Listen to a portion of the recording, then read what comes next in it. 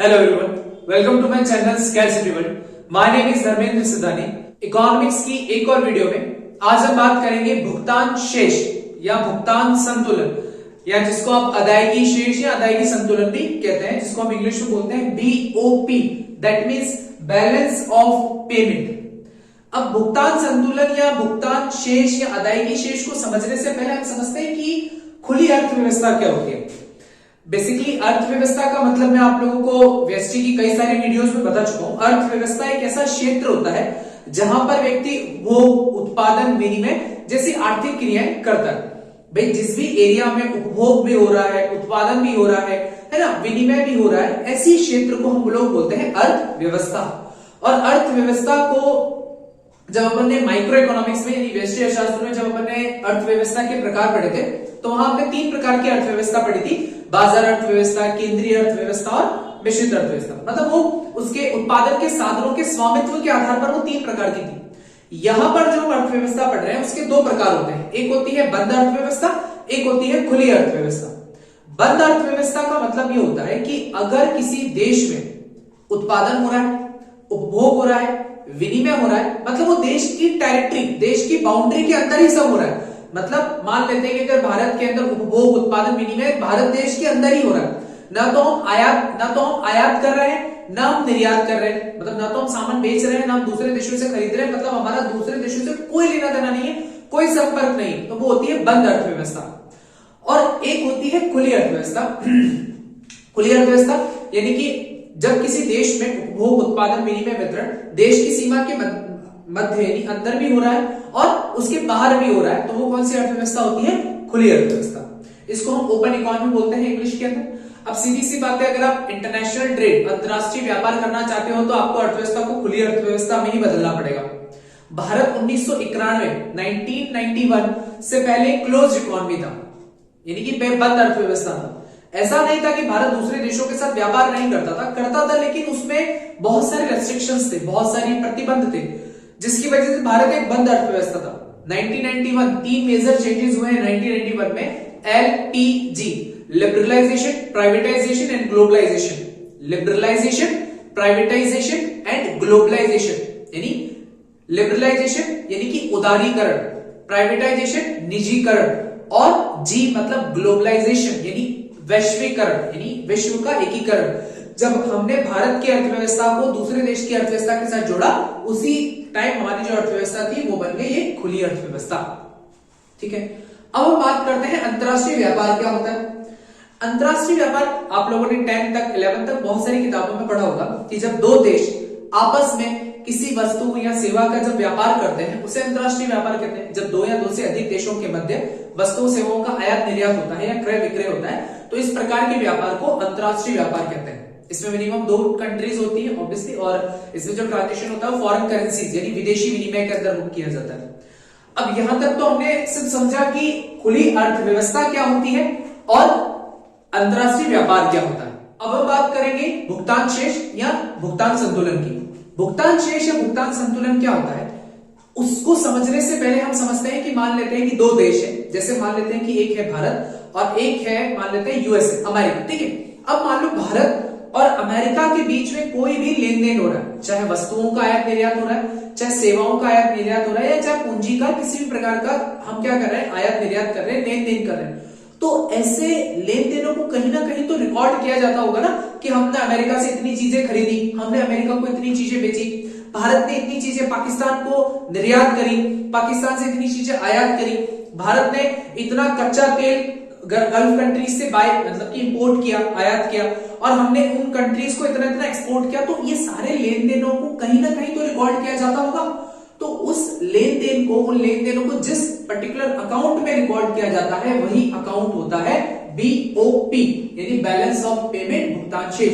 देखिए, भुगतान संतुलन या अदायगी संतुलन भी बोलते हैं। एक देश के निवासियों द्वारा दूसरे देश के निवासियों के साथ, एक देश के निवासी जैसे मान लो भारत में है तो हम भारत के निवासी हो गए, हमारे निवासियों द्वारा दूसरे देश के निवासियों के साथ किए गए समस्त आर्थिक सौदे, यहां पर समस्त आर्थिक सौदों का जो विवरण होता है, हम मतलब हमारे देश के निवासियों ने या हमारे देश की सरकार ने दूसरे देश के निवासियों या दूसरे देश की सरकार के साथ जो भी ट्रांजेक्शन किए हैं, जो भी लेन देन किए हैं, आर्थिक लेन देन किए हैं, उन सौदों का विवरण प्रपत्र, उन सौदों का विवरण, उन सौदों का स्टेटमेंट ही क्या कहलाएगा? भुगतान शेष या भुगतान संतुलन कहलाएगा। बहुत इजी है गाइस। देखो हम क्या करते हैं, दूसरे देशों के साथ ट्रांजेक्शन करते ही हैं, है ना?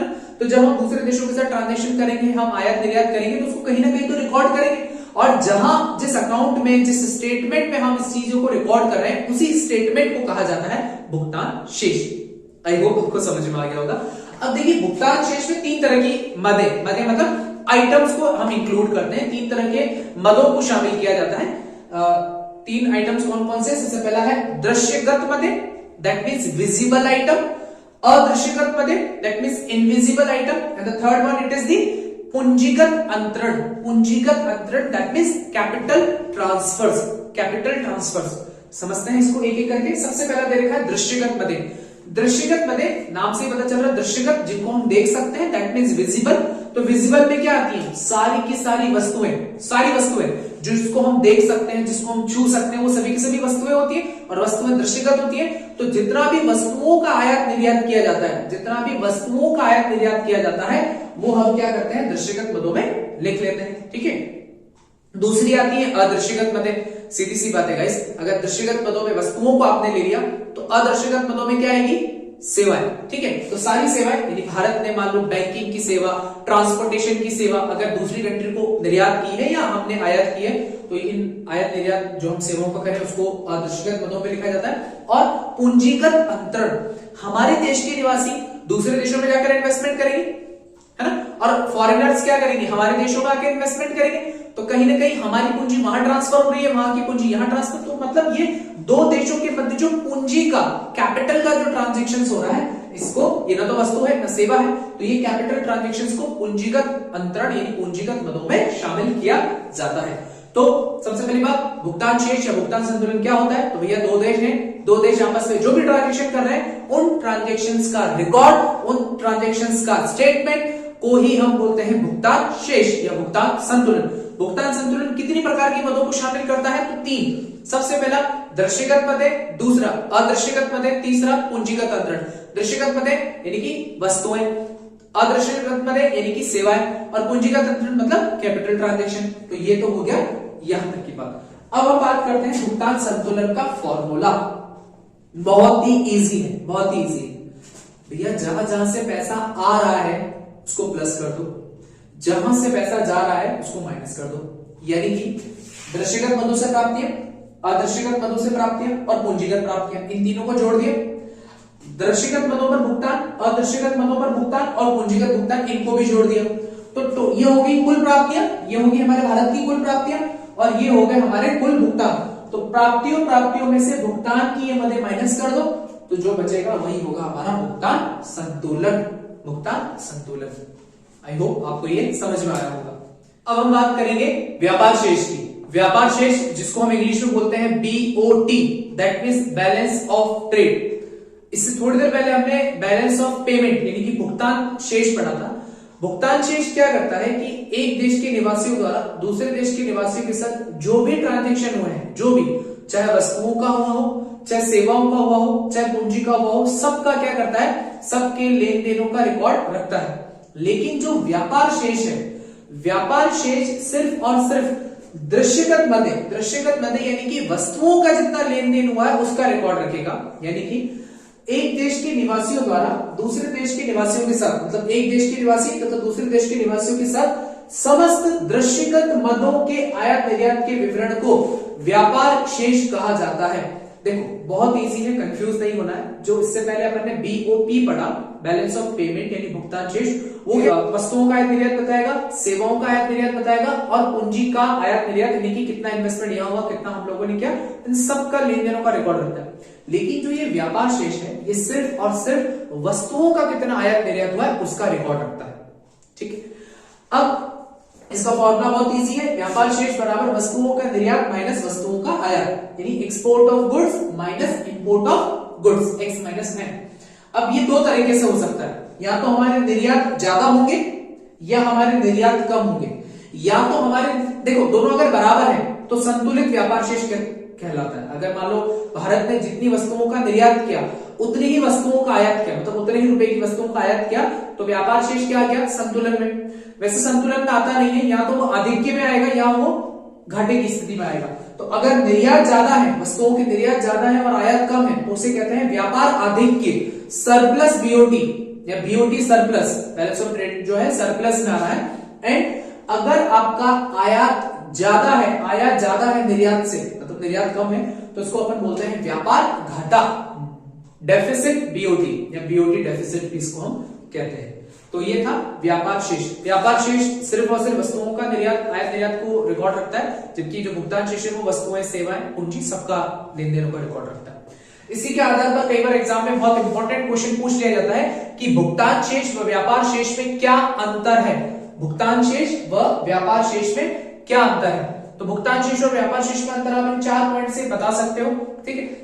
वैसे तो बहुत सारे अंतर है, बट मैंने यहाँ पर सिर्फ 4 अंतर बताए, क्योंकि मैक्सिमम ये 4 नंबर का क्वेश्चन आता है और बहुत ही इजी लैंग्वेज के अंदर ये सारे अंतर है, ठीक है। सबसे पहला अंतर अर्थ का है, यहाँ पर मैंने डैश कर दिया है, आपको डैश नहीं करना है, आपको इसकी जो अर्थ लिखा है, जो जैसे व्यापार शेष का जो अर्थ है वो आप यहाँ लिख सकते हो, इससे पहले जो भुगतान शेष का अर्थ है वो यहाँ लिख सकते हो। तो पहला अंतर तो अर्थ के आधार पर आ जाएगा। दूसरा सम्मिलित मदें, हमें अभी मैंने बात करी कि भुगतान शेष में 3 प्रकार की मदों को सम्मिलित किया जाता है, दृश्यगत मदें, अदृश्यगत मदें और पूंजीगत अंतरण, यानी वस्तुएं, सेवाएं और पूंजी।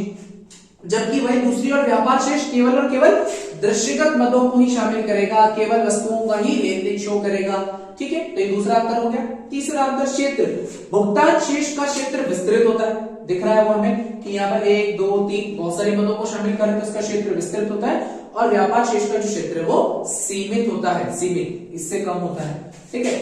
अंतिम शेष, देखो आगे मैं आप लोगों को बताऊंगा कि इसमें 2 साइड होते हैं। अब जैसे जो कॉमर्स के स्टूडेंट मेरी वीडियो देख रहे हैं, जो बच्चे कॉमर्स स्ट्रीम से हैं, उनको पता होगा कि कोई भी जब अकाउंट बनता है तो 2 साइड होते हैं, क्रेडिट साइड और डेबिट साइड, है ना।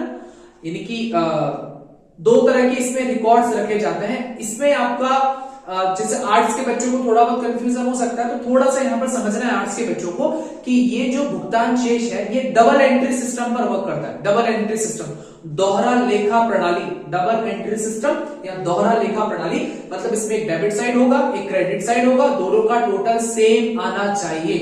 अब सेम कैसे आएगा, तो देखिए कि जहां जहां से पैसा आ रहा है, जहां जहां से पैसा आ रहा है वो लिखना है हमें क्रेडिट साइड में। जहां जहां से पैसा आ रहा है वो आएगी मत क्रेडिट साइड में, और जहां जहां से पैसा जा रहा है वो मत आएगी डेबिट साइड में। फिर से मैं रिपीट कर रहा हूं, जहां से पैसा आ रहा है वो क्रेडिट साइड में, क्रेडिट मतलब कि सीआर साइड में, और जहां से पैसा जा रहा है उसको लिखा जाता है डेबिट साइड में। कैसे, देखिए जैसे मान लो कि हमने वस्तुओं का निर्यात किया या सेवाओं का निर्यात किया, तो सीधी सी बात है जब आप वस्तुओं का निर्यात करोगे, सेवाओं का निर्यात करोगे, या मान लो दूसरे देश का पर्सन है जो भारत में आकर इन्वेस्टमेंट कर रहा है, तो इन तीनों ही मदों से क्या हो रहा है, भारत में पैसा आ रहा है ना। निर्यात करा तो पैसा है, सेवाओं का निर्यात करो तो पैसा है, दूसरे देश के व्यक्ति अगर भारत में पैसा लेकर आ रहा है तो पैसा आ रहा है। तो भारत की टेरिटरी, भारत की बाउंड्री में अगर पैसा आ रहा है, हमारे पास पैसा आ रहा है, तो वो क्रेडिट साइड। और हमने अगर दिया है, मान लो हमने वस्तुओं, मान लो भारत ने जापान से बुलेट ट्रेन खरीदी, तो आप सोचो बुलेट ट्रेन खरीदी तो बुलेट ट्रेन तो आई, लेकिन पैसा गया डेबिट साइड में लिख दो, बात खत्म, ठीक है। तो यहाँ पर डेबिट और क्रेडिट साइड का टोटल लास्ट का जो अंतिम शेष है वो समान आना आवश्यक है, समान आना आवश्यक है, ठीक है। यहाँ पर जो भुगतान शेष और व्यापार शेष है, दोनों का जो अंतिम शेष है वो समान आना बहुत आवश्यक है, परंतु व्यापार शेष के दोनों पक्षों का योग समान आना आवश्यक नहीं है, क्योंकि कई बार इसमें निर्यात ज्यादा हो जाता है, आयात ज्यादा हो जाता है, तो वो एक अलग बात है, ठीक है। तो व्यापार शेष का टोटल समान आना आवश्यक नहीं है, लेकिन भुगतान शेष का टोटल समान आना आवश्यक है। इसके अलावा आप एक अंतर ये भी लिख सकते हो कि भुगतान शेष की एक मद है व्यापार शेष, यहां इसको ऐसे लिख सकते हो कि व्यापार शेष भुगतान शेष का भाग है, व्यापार शेष भुगतान शेष का भाग है, परंतु भुगतान शेष व्यापार शेष का भाग नहीं है। ये भी एक आप अंतर बना के लिख सकते हो। तो ये 3 या 4 पॉइंट, मैक्सिमम 4 नंबर का ही क्वेश्चन आता है, पूछा जाता है, तो आप एक बार इसको लिख लीजिए, ठीक है। आप चाहो तो स्क्रीनशॉट ले सकते हैं इसका, ठीक है। तो आई होप आपको भुगतान शेष और व्यापार शेष क्या होता है और इसमें क्या अंतर होते हैं ये टॉपिक समझ में आया होगा। मैं ट्राई करूंगा कि भुगतान शेष की दूसरी और तीसरी वीडियो भी जल्द से जल्द अपलोड करूं, ताकि एग्जाम से पहले आप लोगों का कोर्स हो जाए। तब तक के लिए गाइस, जय हिंद।